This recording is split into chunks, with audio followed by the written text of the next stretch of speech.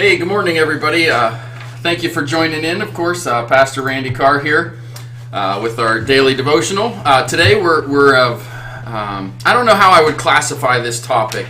If we could classify it as like a cultural disease, or maybe a symptom of a much deeper issue. But I think it's one that we really, as a society, we need to correct, and we need to get this figured out and fixed and how to get along. And man, I'm noticing this better camera. I need to take a little better care of myself here. But anyhow, so our culture really has lost the ability to disagree in a loving and respectful way. And honestly, inside of me, this is quite despicable. I mean, this is something that really tears at my heart. Why in the world can't we disagree yet still figure out how to get along? And I wonder how many marriages have crumbled because of this very issue. There is no two people that will agree on everything within their life. And our society is beginning, or maybe not beginning, but is teaching that if we disagree, then we can't get along. We can't be friends. We can't have a relationship together. So Matthew 5:44, I think, is a big key in this one. And of course, you can see it on your screens there, those joining in live or on Facebook or YouTube. But I tell you, love your enemies and pray for those who persecute you. So yesterday, I decided the afternoon I got home from church here and needed to do a little farming therapy, if you will. And those of you that have farmed, you know what I'm talking about. Just a little bit of time on the tractor, just getting out there and working the ground. And it was absolutely amazing. It's been a while since I fired up the big old Massey Ferguson and worked some ground. And I haven't been able to do it simply because Raymond, my youngest son, absolutely loves working. I mean, he's a smart boy, doesn't mind schoolwork, but he has to stay busy. And with this shutdown, with schools being closed, it is a chore keeping him busy. So every little thing there is to do around the house and the farm, he does it. And so yesterday I lucked out. He was working for Kevin Troyer, and so he wasn't home. So I can do this. But it was awesome. Anyhow, I was driving the tractor in circles.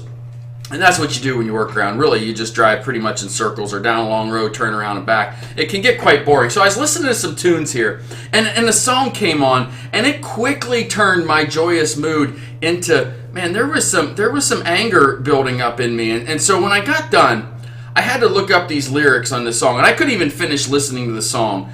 And it's a song by Lily Allen. And I'm not going to say the whole title because it's absolutely disgusting, but it's F.U. I mean, that's the title of the song. I want to read some words out of this song and just how it I mean, man, it's hypocritical. It contradicts itself. But how we have grown into a society of we can't agree to disagree. So the first song starts out, look inside your tiny mind. Now look a bit harder. Because we're so uninspired, so sick and tired of all the hatred you harbor.